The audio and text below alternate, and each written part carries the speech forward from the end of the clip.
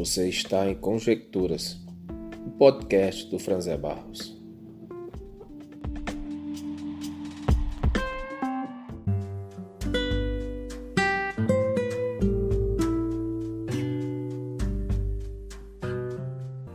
Olá, tudo bem? Estamos aqui para mais uma reflexão.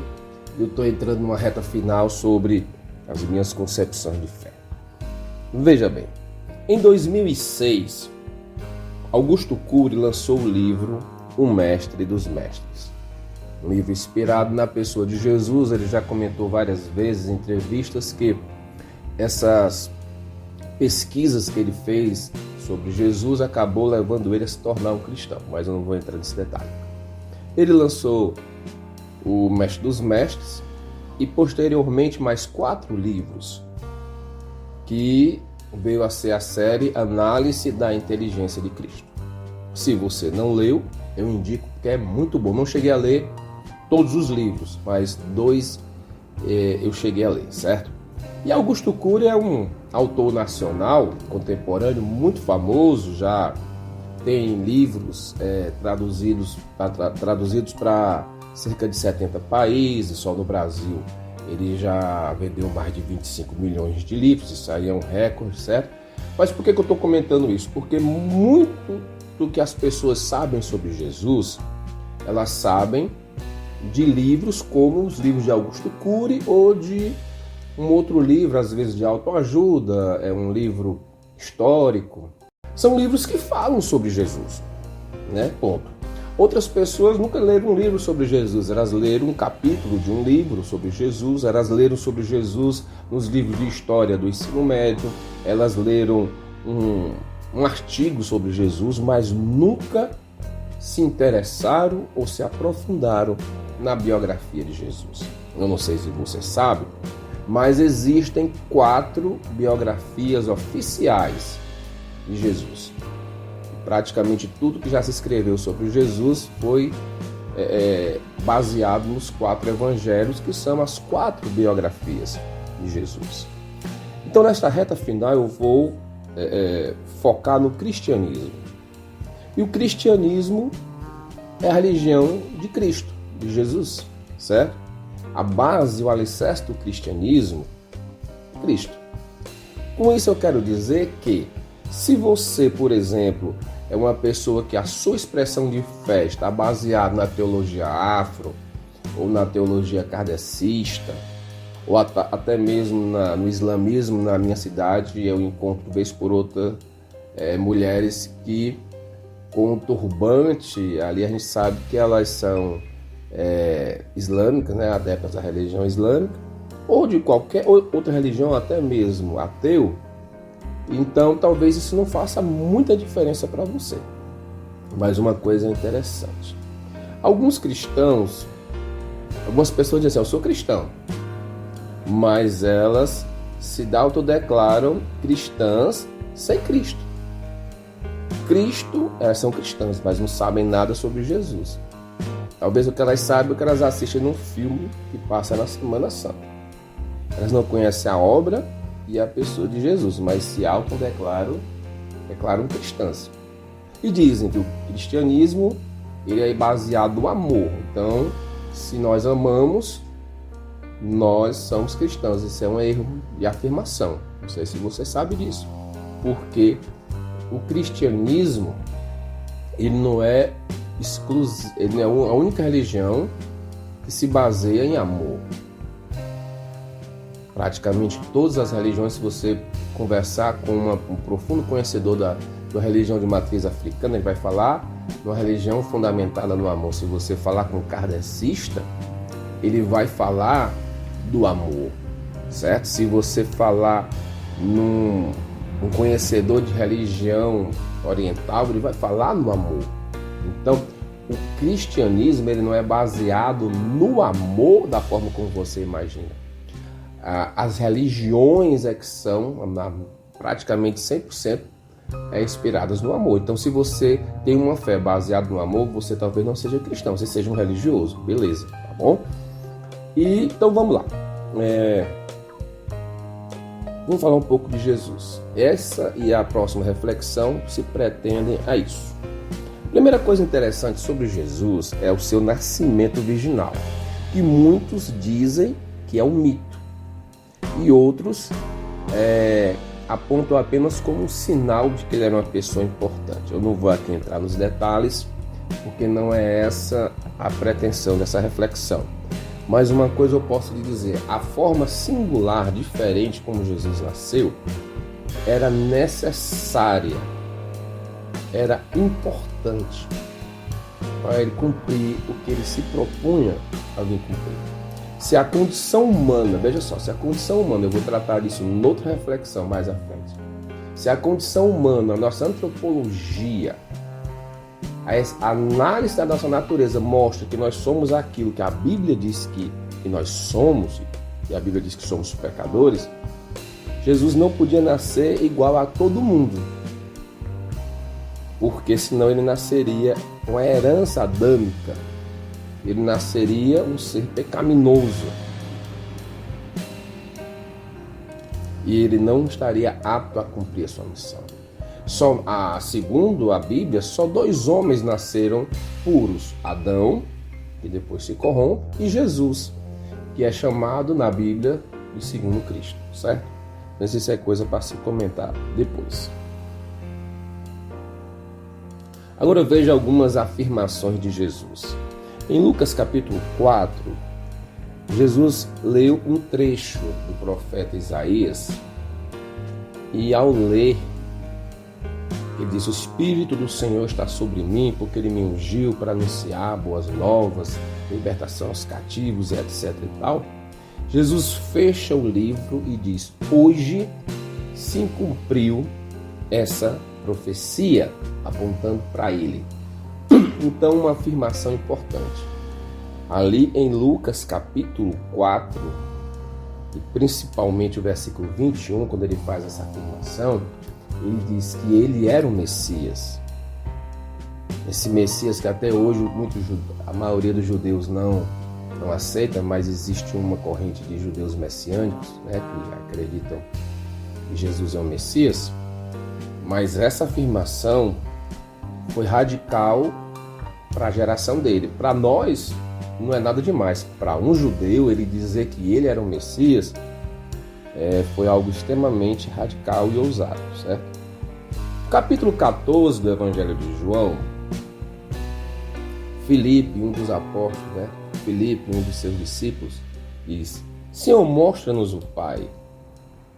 João capítulo 14, no versículo 9,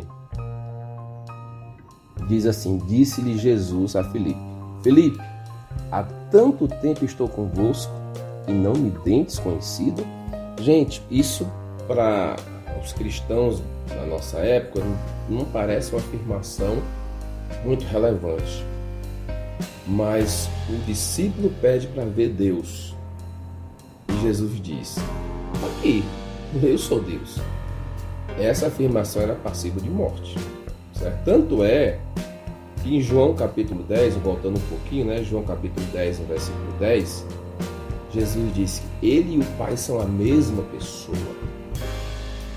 E se você continuar lendo depois do versículo 10 do capítulo 10, as autoridades judaicas se organizam para matá-lo. E ele pergunta: qual é o teu pecado? E eles dizem: porque você disse que era Deus. Isso na teologia tradicional judaica é uma blasfêmia, certo? E voltando para o capítulo 14 de João, Jesus disse uma coisa que muita gente acha poético, mas é radical. Ele disse: eu sou o caminho, a verdade e a vida. Só Deus poderia dizer assim: eu sou a vida. Se você for adepto de uma religião, inclusive algumas ramificações cristãs,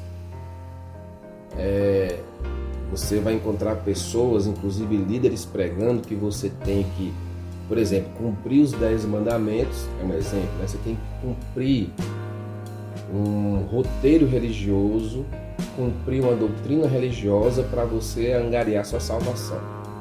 Então a salvação seria ser efetivamente cumpridor, adepto e cumpridor de um segmento religioso, viver o que aquela doutrina ensina. Talvez seja esse o seu pensamento. Se eu cumprir os 10 mandamentos, ok. Jesus não disse isso. Jesus disse que a verdade era Ele. O caminho para Deus não era a religião, era Ele. E Ele era a própria vida. Essa afirmação também é radical. E mais um pouquinho atrás, em João capítulo 8, tem uma afirmação que ele fala assim: eu, antes que Abraão existisse, eu sou. Esse eu sou, Deus disse para Moisés lá no deserto, antes de libertar o povo do Egito. E essa palavra eu sou significa aquele que existe e que tem vida. Nós estamos temporariamente nesse mundo vivendo. Nós temos uma existência temporária, mas Deus é, eu sou. De eternidade a eternidade eu sou. Então só Deus poderia fazer essa afirmação. Aliás, estas afirmações. Aí eu paro e pergunto a você: você acha que Jesus era um enganador, trapaceiro, um embusteiro, que quis enganar uma galera da sua época e disse que era, em Lucas 4, ele disse que era o Messias, em João 10, João 8 e João 14 ele disse que era Deus? Será que ele era um enganador, na sua opinião? Ou ele estava enganado sobre si mesmo, na sua opinião? Ou ele era aquilo que ele estava dizendo que era? Agora,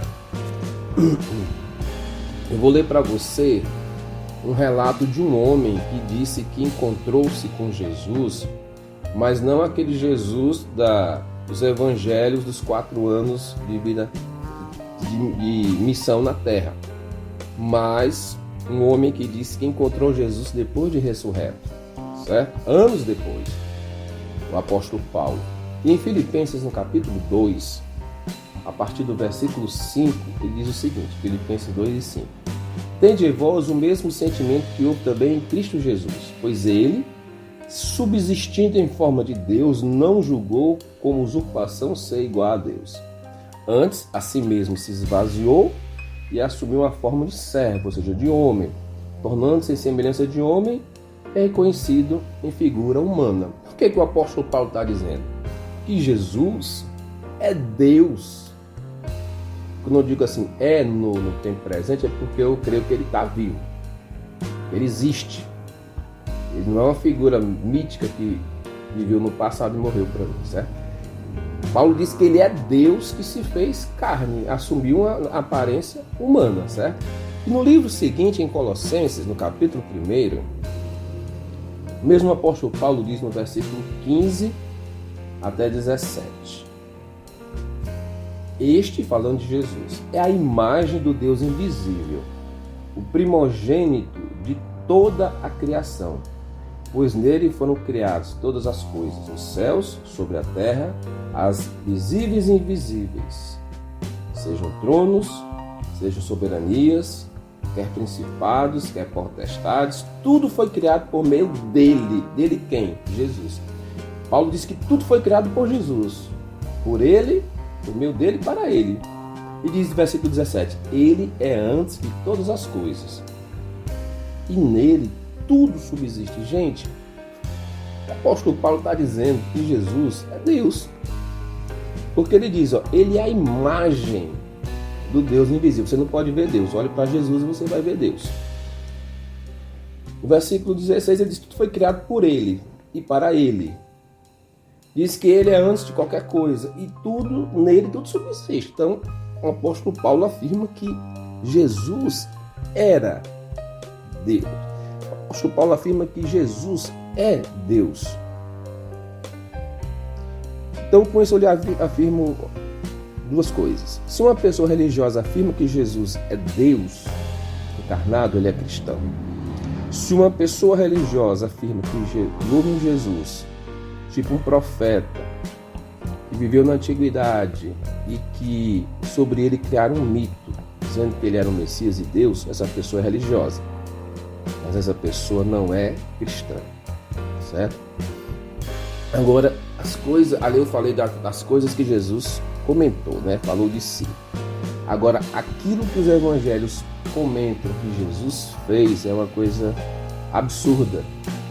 A Bíblia, nos 4 evangelhos, relata que ele curou mais de 40 pessoas, inclusive assim, mais de 40 pessoas registradas explicitamente, porque havia momentos que ele estava no meio de uma multidão de doentes e diz que ele curou todo mundo.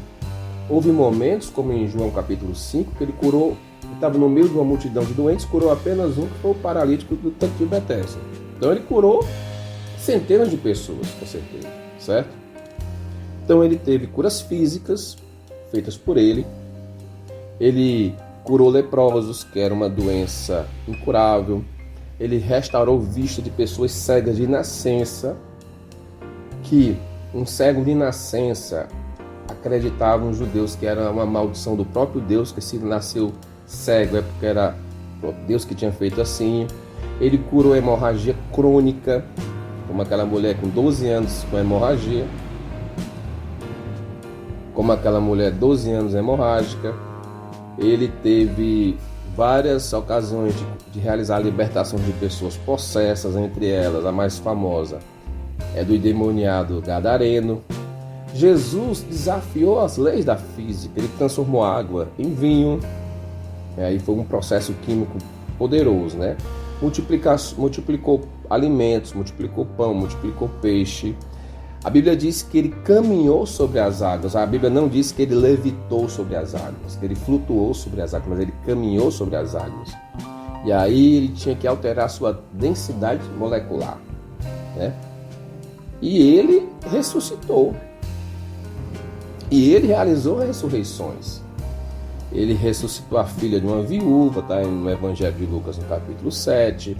Ele ressuscitou a filha de Jairo, está no livro de Mateus, Marcos e Lucas. E ele ressuscitou Lázaro após 4 dias, já estava o corpo entrando em decomposição, está no Evangelho de João, certo? Então veja, para fechar, 4 biografias relatam as palavras de Jesus e os seus feitos. Aí eu termino com algumas indagações. Você acha que tudo isso é uma lenda? Tipo assim, uma lenda igual às lendas folclóricas, às lendas, por exemplo, do lobisomem, do Hércules, do rei Arthur, a lenda igual à história do continente de Atlântida. Você acha que Jesus é uma lenda? E que a partir de um fato real, de um homem que existiu, criou-se essa lenda? Esse é o pensamento de milhares, talvez milhões de pessoas, certo? Na próxima reflexão eu continuo o assunto. Obrigado por sua atenção. Eu sou o Franzé Barros e nós estivemos juntos em Conjecturas.